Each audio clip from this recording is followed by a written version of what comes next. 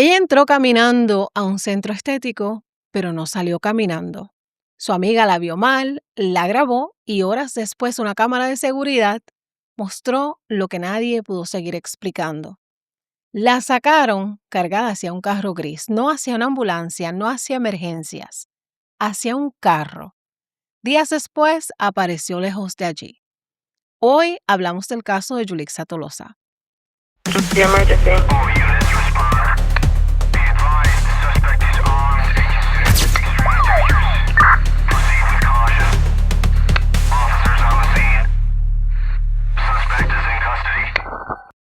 Hola mi gente, bienvenidos a su canal Delitos de Sangre. Yo soy Magali. Gracias por estar aquí, gracias por acompañarme. Antes de contarles qué pasó ese día, quiero que conozcamos un poco a la mujer en el centro de esta historia. Yulixa Consuelo Tolosa Rivas tenía 52 años, era una madre colombiana, venía de Tame, Arauca, había vivido en Cúcuta y llevaba años viviendo en Bogotá, Colombia. En el barrio Santa Lucía en Bosa, mucha gente la conocía por ser una mujer de barrio que siempre estaba resolviendo. No era famosa, no era una influencer, no era una figura pública, era una mujer trabajadora de esas que sostienen su vida con las manos y que muchas veces también sostienen emocionalmente a otras mujeres desde una silla de salón. Era una mujer que conocía muy bien el mundo de la belleza porque ella misma trabajaba en eso. Era estilista, manicurista, una mujer acostumbrada a atender a otras mujeres, a escuchar historias, a ver cómo muchas llegaban al salón cargando cansancio, inseguridades, problemas y salían sintiéndose aunque fuera un poco mejor. Y las que conocen ese ambiente saben que un salón de belleza no es un lugar donde uno solamente va a arreglarse el pelo y las uñas. En un salón de belleza uno habla, se suelta, llora, se cuentan cosas que uno no le cuenta a todo el mundo. Llega alguien a hacerse el pelo, pero termina hablando de los hijos, del trabajo, de la ex, de lo mucho que ha cambiado el cuerpo, de lo mucho que uno quisiera volver a hacer o a sentirse como se veía antes. Yulixa vivía en ese mundo. En el mundo donde la belleza no siempre tiene que ver con vanidad, a veces tiene que ver con ánimo, con identidad, con sentirse viva, con mirarse al espejo y decir, todavía estoy aquí. No sabemos exactamente qué la llevó a hacerlo, si llevaba meses pensando, si sabemos que una amiga se los recomendó, si quería verse diferente, si quería simplemente sentirse mejor o que pensó que será el momento de hacer algo por ella. Lo que sí sabemos es que ese día Yulixa salió buscando un cambio. No salió buscando una tragedia. Pero ese día las cosas no salieron como se esperaba. Lo que debió haber sido un procedimiento estético de unas horas se convirtió en una investigación llena de preguntas. Y no solo por lo que pasó durante el procedimiento, sino por todas las decisiones que tomaron en las horas siguientes. Y ahí es donde realmente comienza esta historia. Así que vamos a volver a ese día para entender qué ocurrió y por qué seguimos haciéndonos tantas preguntas. El miércoles 13 de mayo de 2026, Yulixa tenía una cita en Beauty Laser. Esto era un centro estético ubicado en el barrio Venecia, en localidad de Tunjuelito, al sur de Bogotá, donde les realizarían una lipólisis láser con sedación. O sea, ella iba a estar dormida mientras le hacían el procedimiento. Este es un procedimiento que se promociona como mínimamente invasivo y consiste en introducir una pequeña cánula bajo la piel para aplicar energía láser directamente sobre el tejido graso, con el objetivo de romper las células de grasa y facilitar su eliminación. En muchos centros se presenta como una alternativa más suave, más light, menos invasiva que una liposucción tradicional, con menos tiempo de recuperación y menos riesgos aparentes. Pero esto sigue siendo un procedimiento que implica intervención en el cuerpo, uso de anestesia, manipulación interna de tejidos, la cual puede generar complicaciones si no se realiza en condiciones adecuadas, con personal capacitado y un entorno que tenga la capacidad de responder ante una emergencia médica. Yulixa no iba sola, la acompañó su amiga Amalia Pardo. Ellas llegaron temprano, alrededor de las 8 de la mañana, y subieron al segundo piso de la casa donde funcionaba el establecimiento. Allí, según el relato de Amalia, la recibió una mujer joven, delgada, de cabello largo, y Yulixa entró al procedimiento. Le habían dicho que el procedimiento podía tardar unas 2 horas, así que Amalia se quedó esperándola en la clínica. Pasó la mañana, llegó el mediodía y Yulixa no salía. Y eso al principio quizá no parecía tan extraño. A veces los procedimientos se retrasan, a veces empiezan tarde y uno espera más de lo que le dijeron. Cerca de la 1 de la tarde, finalmente le permitieron a Amalia ver a Yulixa y Amalia se dio cuenta de que Yulixa no estaba bien. Yulixa no se veía como una paciente simplemente adolorida. Según Amalia, Yulixa estaba pálida, desorientada, hiperventilando, se quejaba de dolor en la espalda, tenía dificultad para respirar, se desmayaba, como si su cuerpo estuviera reaccionando de una manera que no era normal después del procedimiento. Y en algún momento intentan bajarla o moverla, pero Yulixa cae al suelo. Amalia nota que Yulixa tenía las manos rígidas, tenía alteración en los ojos y momentos que Yulixa aparentaba quedarse inmóvil antes de volver a reaccionar. El personal le decía que era por la anestesia, que la dejara dormir, que ya se le pasaba, pero Amalia no se quedó tranquila. La vio tan mal que grabó un video para mostrar cómo estaba su amiga porque algo no le cuadraba. Más o menos a las 4:10 de la tarde, el personal de la clínica le pide a Amalia que saliera a buscar ropa limpia para Yulixa. Ahora, en algunas versiones hablan de que la ropa se había manchado del líquido vital rojo que nosotros tenemos. También mencionan que tal vez Yulixa se había orinado. Para mí, ellos estaban buscando cualquier excusa para sacar a Amalia de esa clínica, que se fuera. Amalia dejó a su amiga dentro de Beauty Laser, evidentemente débil, recuperándose de un procedimiento estético que se había complicado mucho más de lo que cualquiera esperaba. O por lo menos, eso era lo que Amalia pensaba. En ese momento, ella no salió de allí pensando que estaba dejando a su amiga en peligro. Y antes de irse, deja a Yulixa acostada o dormidita según su propio relato.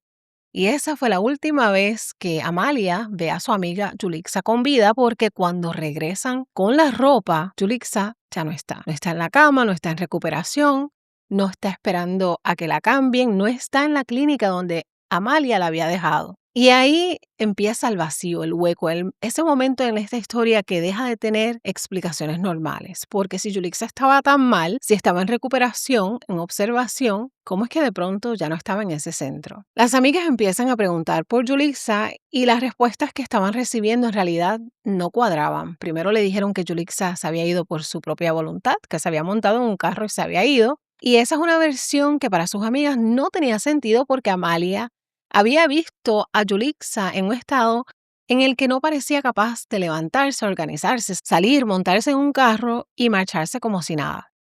Después apareció la versión de que Yulixa iba para el hospital Mason. Y ahí por un segundo uno podría pensar, bueno, si va para el hospital, tal vez por fin hicieron lo correcto, pero el problema era que nadie lo explicaba de una manera clara, no había una confirmación. Entonces empiezan a llegar mensajes desde el celular de Yulixa, mensajes que para quienes conocían a Yulixa no le sonaban como que era ella.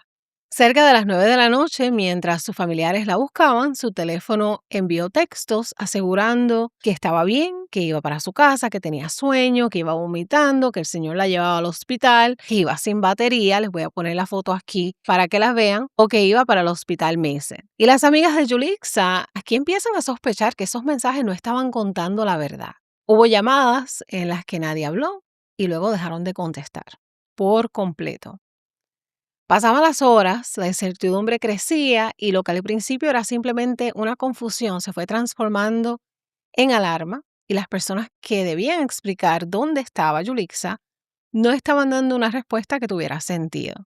Esa noche, cuando su familia y sus amigas van a buscar las respuestas al centro estético, la clínica estaba completamente cerrada, así como lo escuchan, cerrada.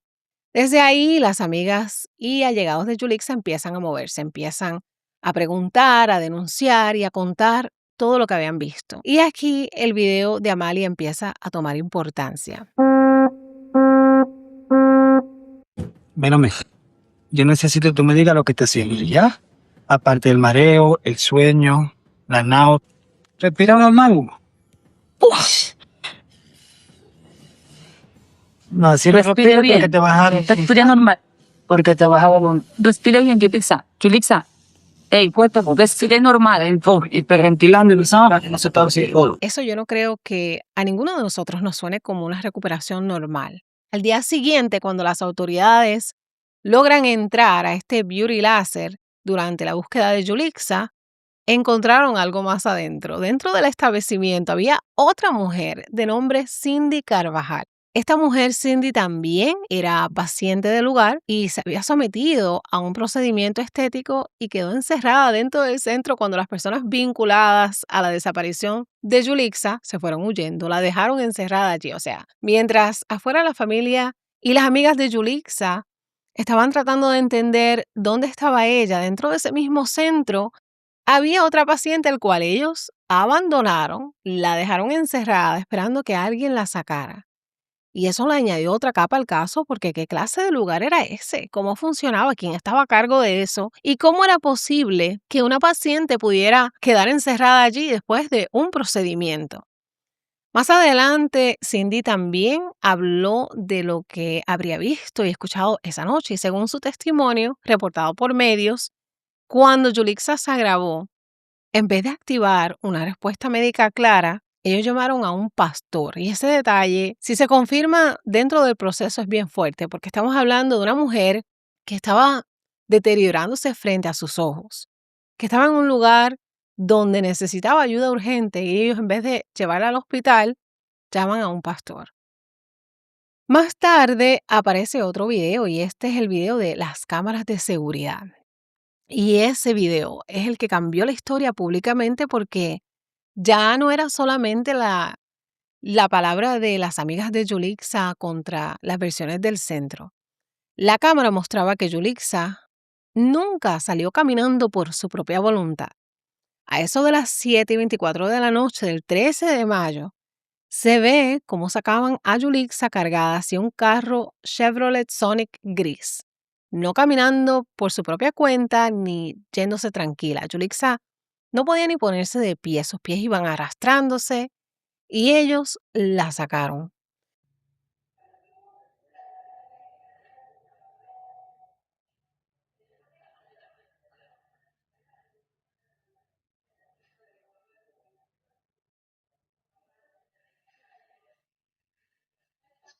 Y después, Yulixa desapareció.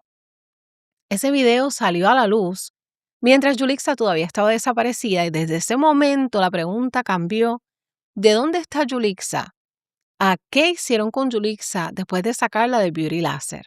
Desde el momento en que apareció ese video, el carro gris se convierte en una de las piezas más importantes de esta historia porque si Yulixa fue sacada del beauty láser en ese vehículo, entonces había que saber hacia dónde se fue y ahí es donde la historia empieza a salirse de Bogotá. Noticias Caracol también conoció estas imágenes que muestran el recorrido del carro en el que fue transportada Yulixa Tolosa. Los registros en poder de los investigadores indican que el vehículo salió de Bogotá por el peaje Andes a la 1:50 de la madrugada del jueves. Minutos después, el carro de placas UCQ 340 vuelve a aparecer en otro registro, esta vez en el peaje El Roble entre Sesquilé y Gachancipá, hacia las 2:14 de la madrugada. Esas son, hasta ahora, las pistas claves para ubicar a los responsables y establecer qué ocurrió con Yulixa Tolosa. Los investigadores también intentan esclarecer un vacío de casi 5 horas entre el momento en que la mujer fue subida al vehículo y la aparición de los primeros registros en peajes fuera de Bogotá. Según la reconstrucción de las autoridades, el carro Chevrolet Sonic gris salió del sur de Bogotá y por ahí tomó carretera, pasó por zonas como Soacha, Mondoñedo, Anapoima, La Mesa, Napoima y finalmente Apulo en Cundinamarca. Un trayecto largo y no era una ruta cercana a una sala de emergencias. Y cuando una mujer sale de una clínica en ese estado, cada kilómetro de carretera se vuelve una pregunta. ¿Por qué no pararon? ¿Por qué no buscaron ayuda? ¿En qué estado iba Yulixa en ese carro? Si todavía estaba con vida. Si alguien intentó hacer algo, si alguien dijo, mira, esto está mal. Esas preguntas no se pueden contestar desde el lado de la emoción. Las preguntas las tiene que contestar la propia investigación. Y mientras ese carro tomaba carretera, las personas que querían a Yulixa seguían buscándola y la búsqueda empezó a intensificarse. Y esa parte es bien cruel porque ellos estaban buscando la incertidumbre. Todavía podían pensar que quizás estaba en un hospital, que alguien estaba mintiendo, que tal vez Yulixa seguía viva. Todavía existía ese pedacito de esperanza que las familias se agarran, aunque todo alrededor le diga que algo anda muy mal. Yo me acuesto a pensar en ella, yo me estoy acabando mentalmente de ver que mi hija no aparece por ningún lado. Es un dolor muy grande de uno de madre, perder una hija así miserablemente. Que por favor me colaboren buscando a mi hija todo lo que pueda, que yo soy una madre sola y no tengo sino a mis hijas, que son las únicas que me ayudan para todo. Pasaban los días y Yulixa no aparecía. La historia empezó a moverse dentro de las redes sociales, los videos comenzaron a circular, la gente empezó a reconocer el caso, a compartirlo, a preguntarse quién era esa mujer, qué le había pasado dentro de ese centro, por qué Yulixa no aparecía y por qué nadie decía qué fue lo que pasó. Lo que al principio pudo haber sido una búsqueda entre allegados empezó a convertirse en un caso que miraban no solo en Colombia, sino todo el mundo, porque acá en los Estados Unidos también estuvimos bien pendientes del paradero de Yulixa. Muchos vimos el video, yo como paramédico, rápido me vino a la mente el tema del embolismo, porque aunque no sabíamos en ese momento cuál había sido exactamente el procedimiento que se había hecho Yulixa, era un procedimiento estético y en cualquier momento eso puede pasar. Pero mientras más se compartía la historia, más difícil se hacía ignorarla, porque había algo en ese video que chocaba. No era solamente el que ella se había desaparecido, era verla en ese estado y saber que nadie le brindó ayuda médica, saber que alguien la sacó arrastrada de un lugar donde se suponía que estuviera siendo atendida. Y poco a poco la historia empezó a tomar forma, pero no de una manera que diera alivio, sino de una manera oscura, porque ya habíamos visto cómo salió, ahora le faltaba saber cómo terminó, dónde terminó. Y lamentablemente 6 días después llegó la respuesta que nadie quería recibir. El 19 de mayo de 2026, a las 12:18 de la tarde, las autoridades llegaron a una zona boscosa cerca de la vía Napoima-Tocaima en jurisdicción de Apulo, Cundinamarca, bien lejos de Beauty Láser, al menos 60 a 63 millas de Bogotá, de 96 a 101 kilómetros, lejos del barrio Venecia, lejos de Tunjuelito, lejos de cualquier explicación que pudiera sonar humana. Allí, entre árboles, al costado de una carretera, encontraron el cuerpo de una mujer.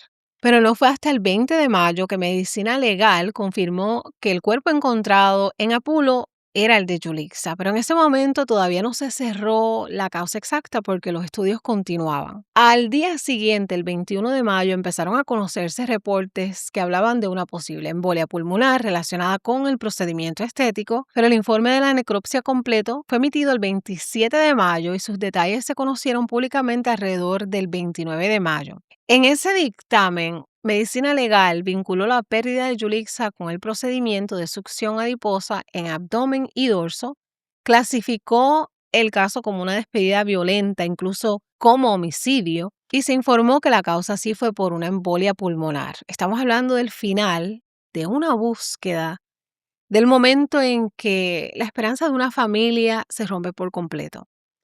Según los reportes, el cuerpo fue encontrado boca abajo en una posición que en términos forenses se conoce como decúbito abdominal, en estado avanzado de descomposición, y antes de llegar a este lugar donde estaba Yulixa, los investigadores encontraron hebras de cabello oscuro en el área, como si el terreno mismo fuera marcando su camino hacia ella. Cuando finalmente la encontraron, Yulixa llevaba tenis blancos, sudadera negra, y todavía tenía puesta la faja que le ponen después del procedimiento. Para mí ese detalle de la faja es bien duro, mi gente. Es un detalle que conecta el principio con el final, conecta la clínica con el bosque, conecta la ilusión con el procedimiento, con el abandono, conecta el cuerpo que fue intervenido con el cuerpo que después fue dejado así como si no importara. Y ahí la historia se convierte en algo mucho más grande. Ahora la investigación no era solo esclarecer una pérdida, sino responder qué pasó en esas horas claves y si las decisiones tomadas durante esas horas podrían constituir delitos. Y con eso las preguntas se volvieron mucho más pesadas. ¿Quién la llevó hasta allí? ¿Quién decidió tomar esa ruta? ¿Quién estaba en el carro? ¿En qué estado iba? Si todavía estaba viva cuando salió de Beauty Láser, si pereció dentro del mismo establecimiento o durante el camino. Y sobre todo, ¿por qué una mujer que estaba tan mal terminó en Apolo y no en urgencias? Ahora con más razón había que localizar ese carro Chevrolet Sonic gris.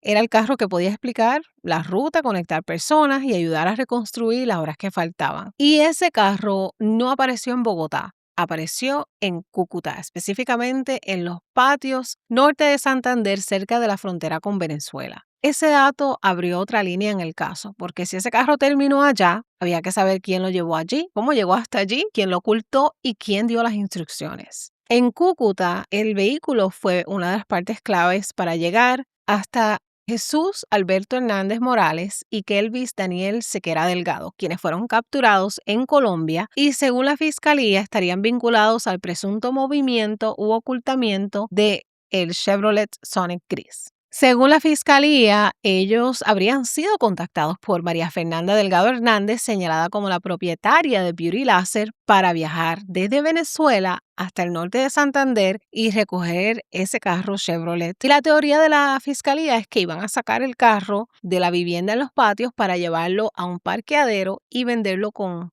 urgencia, rapidísimo. Pero cuando ellos llegan por el carro, la policía ya lo tenía ubicado y ahí es donde logran arrestarlos. Le imputaron delitos relacionados con desaparición forzada y ocultamiento, alteración o destrucción de material probatorio. La fiscalía sostuvo que esta gente recibieron 800,000 pesos colombianos para mover este carro, que son alrededor de $230 estadounidenses dependiendo de la tasa del día. El 20 y el 21 de mayo de 2026 se realizó una audiencia de imputación contra ellos dos. Ellos no aceptaron los cargos y legalmente eso significa que no aceptan la responsabilidad, pero el proceso sigue y la fiscalía tiene que demostrar lo que está diciendo. Pero la teoría que la fiscalía plantea es grave porque coloca ese vehículo como algo que alguien necesitaba sacar del radar. Ellos tienen derecho a defensa, pero la razón por la que estos nombres aparecen en esta historia es porque el carro para los investigadores es una pieza clave. Y en este caso, obviamente, cada detalle es importante porque la familia de Yulixa no tenía una explicación clara. Hay detalles, pero todavía no está la evidencia completa y un juez les impuso una medida de aseguramiento en cárcel mientras avanzaba la investigación. Y mientras todo eso ocurría en Colombia, aparecen otros nombres ligados a la parte más directa del centro estético. Eduardo David Ramos Carías, María Fernanda Delgado Hernández, Edison José Torres Sarmiento y un hombre que en reportes es identificado solamente como Leo. Eduardo David Ramos aparece señalado como una de las personas vinculadas directamente al procedimiento y a la salida de Yulixa del lugar. En el video de seguridad, él aparece como uno de los hombres que la carga hasta el carro gris. Han salido distintas versiones sobre su información y sobre si tenía o no acreditación para ejercer en Colombia, si estaba habilitado para realizar este tipo de procedimiento. Leo aparece en algunos reportes señalado como anestesiólogo, un supuesto anestesiólogo. Y por eso su rol es importante porque si hubo anestesia o sedación, hay preguntas que solo puede contestar quien estaba a cargo de esa parte del procedimiento o de la vigilancia de Yulixa. María Fernanda ha sido vinculada al funcionamiento de Beauty Láser, ella es la dueña. Y Edison José Torres Sarmiento aparece relacionado con ella y con la cadena de los hechos posteriores. Estos tres fueron ubicados en Venezuela y aquí, mi gente, el caso se complicó porque ahora la justicia colombiana no solo tiene que reconstruir qué pasó en Bogotá y en Cundinamarca, sino que tiene que enfrentar el hecho de que estas personas señaladas al caso estaban en otro país. Colombia y Venezuela sí tienen antecedentes de instrumentos de cooperación, incluyendo el Tratado Bolivariano de Extradición de 1911, que puede usarse para pedir la entrega de personas requeridas por la justicia. En el caso de Yulixa, medios reportaron que la Fiscalía colombiana buscaba apoyarse en ese tratado para intentar avanzar con los señalados que estaban en Venezuela. Pero Venezuela tiene una barrera grande y es que su constitución prohíbe extraditar a sus propios nacionales. O sea que si ellos son venezolanos, normalmente no los entregan a Colombia. En vez de eso, el camino puede ser que Venezuela coopere, comparte información, que los procesen allá o que se busque alguna vía judicial entre autoridades, pero esto no es un proceso rápido ni automático. Y eso es otro golpe para la familia que no está pensando en tratados, en cooperación, en nada de eso. Ellos lo que buscan es justicia para Yulixa. Ellos quieren respuestas ya. Saber qué fue lo que pasó antes, durante y después. Saber en qué momento exacto Yulixa perdió la vida. Esas preguntas son bien difíciles porque no sabemos, al menos públicamente, esa información. Ahora, según los reportes, este hombre que fue identificado como Leo, el anestesiólogo, él participó en el procedimiento de Yulixa, pero la fiscalía lo mencionó en la audiencia y medios reportaron que fue captado por cámaras entrando a Beauty Laser la mañana del procedimiento, pero hasta ahora públicamente no se ha dicho que él haya sido capturado. Su nombre queda como una pieza más dentro de este caso, pero su identidad completa y responsabilidad todavía tiene que ser aclarada por las autoridades. Ahora, después del hallazgo del cuerpo, la investigación empezó a moverse en dos direcciones al mismo tiempo. Por un lado estaba la pregunta médica de todo lo que pasó después de la lipólisis. ¿Qué síntomas presentó Yulixa? ¿Qué medicamentos la administraron? ¿Quién la observó durante la recuperación? ¿Quién estaba presente cuando empezó a deteriorarse y por qué si su estado era tan delicado, ellos no hicieron nada, no la llevaron a un hospital? Y por otro lado está la pregunta criminal. Y es todo lo que hicieron después, porque una cosa es que una paciente presente una complicación médica, eso, aunque es terrible, puede ocurrir después de cualquier procedimiento. Eso es un riesgo que uno se toma cuando se hace cualquier cirugía, cualquier cosa. Ese momento de la sedación es el momento más peligroso. Y para entenderlo más sencillo, cuando se manipula grasa durante un procedimiento como una lipólisis o una liposucción, también se puede lesionar los vasos sanguíneos pequeños. Si células o fragmentos de grasa entran en esos vasos, esa grasa puede viajar hasta la sangre y llegar hasta los pulmones. Y cuando llega ahí puede bloquear vasos pequeños y afectar la respiración. Y eso es lo que se conoce como una embolia de grasa pulmonar. Y aunque es una complicación rara, como dije, puede ser extremadamente grave. Después del hallazgo, el caso puso bajo la lupa a Beauty Laser como establecimiento.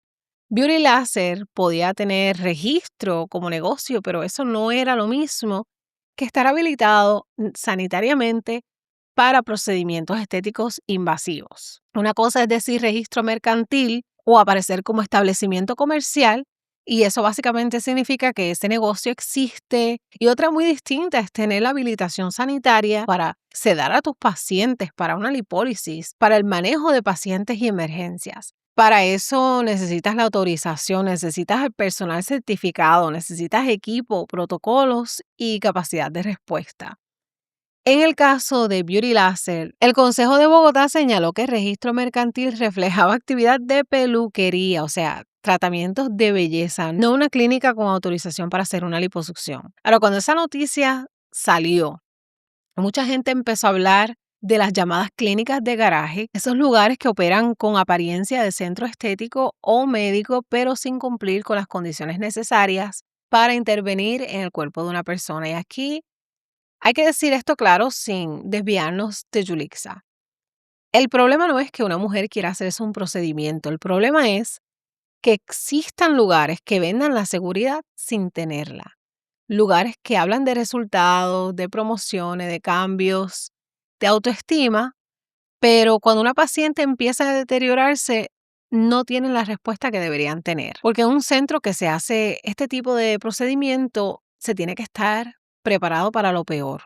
No solo para la foto, para el antes, el después, no solamente para el pago, la consulta o para poner una faja. Y aquí les llego, mi gente, desde el jardín de mis errores o las cositas que se me olvidó mencionar mientras grababa la historia, y fue que los presuntos responsables fueron identificados a partir del 15 de mayo de 2026 tras el testimonio de las amigas de Yulixa, y por las cámaras de seguridad se conoce que Edison, María Fernanda y el falso médico, porque no es un médico falso, Eduardo David, los tres son de nacionalidad venezolana y el otro, el supuesto Leo, es un hombre de nacionalidad cubana. El problema es que al esta gente ser venezolana, Lo más probable es que ellos no vayan a ser extraditados hacia Colombia, pero esperemos que sí, que esta gente no se puedan salir con la suya. Y aquí puede encontrar este mapa donde tenemos a Beauty Laser y las 1.3 estrellas por lo fantástica que es esta oficina de estética, aunque dice que es una oficina quiropráctica. Vamos a ver por aquí. Miren todos los centros de estética que están en el mismo área, casi todas juntas. ¿Ven? Estoy buscando dónde queda Beauty Laser. Aquí está. Beauty Laser queda por aquí. Y aquí cerquita el hospital de Usme. Tan fácil que hubiese sido haberle salvado la vida a Yulixa, pero ellos, con tal de salvarse su propio pellejo, ahora se tienen que enfrentar a las autoridades. Y aún más cerca, miren el hospital Mason, aquí mismo, que está más cerca todavía de esta clínica Beauty Laser. Qué desgracia, la verdad. Dios mío, tan fácil que hubiese sido haber llamado a una ambulancia y que llegaran hasta ahí. Miren dónde está Beauty Laser y miren la distancia del hospital de Usme. Y miren todas estas clínicas de estética que están aquí en la misma área. Esto es un money maker aquí para que todas las mujeres miren el Hospital La Victoria, Hospital San Blas, todos los hospitales alrededor de esta maldita clínica.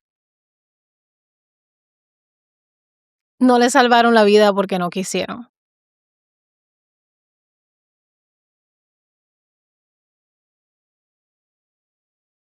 Y en la historia de Yulixa, esa parte todavía necesita una explicación. Una complicación puede ocurrir, pero después de la complicación lo que se hace importa. Importa si se llama ayuda, si se le avisa a la familia, si se traslada a la paciente, si se documenta la verdad y también importa si alguien intenta cambiar la historia. Porque sin esos videos, ¿qué quedaba? Que Yulixa se fue, que iba a un hospital, que el celular estaba contestando, que todo tenía una explicación, pero no. El video de Amalia mostró a Yulixa mal dentro de Beauty Laser y la cámara de seguridad mostró lo que nadie podía maquillar, mi gente, y es que Yulixa no salió caminando. Y en esta historia las decisiones no llevaron a Yulixa al lugar donde podían ayudarla. La llevaron a un lugar donde ninguna paciente tenía que terminar. Y todavía hay gente que mira este caso y dice, oh, eso le pasa por hacerse esas cosas. No, eso no va aquí. Yulixa no perdió sus derechos porque quiso hacerse un procedimiento por el deseo de verse mejor. Eso no la hace culpable por lo que otros hicieron mal.